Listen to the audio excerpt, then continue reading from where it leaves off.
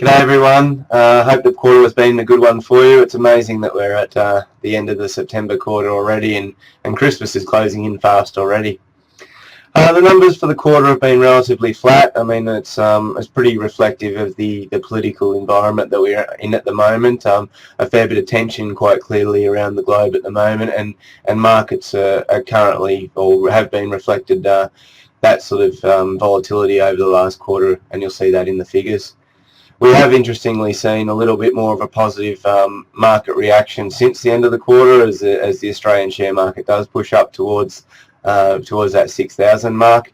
But as you'll see from the quarterly numbers, they have been relatively fat, with income being the major contributor to the returns for the period. If we look at the rolling 12 months, I guess it's a good opportunity just to recap where we've been, and the ASX for the rolling 12 months has been relatively flat.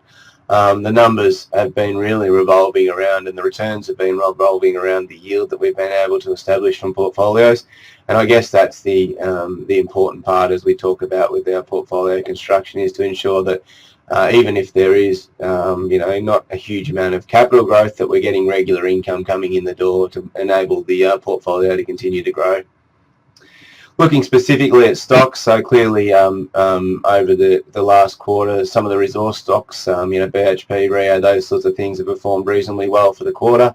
But on the flip side, we've seen a real pullback in a couple of the telecommunication stocks, and particularly Telstra.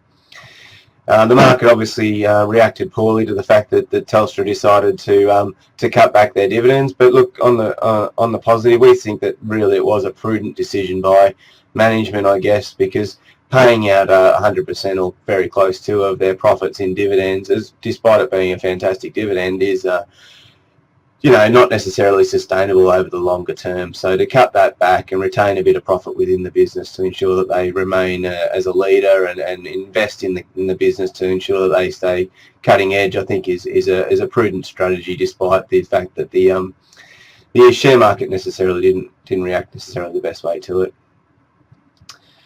Interestingly to note that we're just approaching the 30-year anniversary of the 1987 share market crash, and a really important time in our history. And I just thought it's an interesting time and a good little reminder, just as we approach that date, to remind ourselves that we should be looking at our asset allocation and our risk profile and our tolerance and those sorts of things on a regular basis. So it's just an interesting thing to think about. Look, how would you handle it if we did have a correction? Now, I don't think that there is anything necessarily on the radar at the moment, but I think that, look, it is an opportune time, I guess, to review our asset allocation and just make sure that everything is as we want it to be, and we haven't been complacent in recent times and things have got out of whack. So if it has been a little while since we've had a review, get on the phone and we can have a catch up, and if required, come in and see myself or one of the team here and review your situation. I hope you enjoy the quarterly report. We have made a couple of slight little tweaks to the formatting and those sorts of things.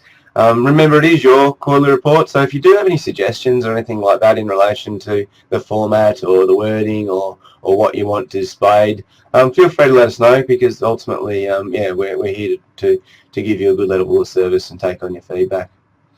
As I said, look forward to hearing from you in due course, and we'll speak soon. Cheers.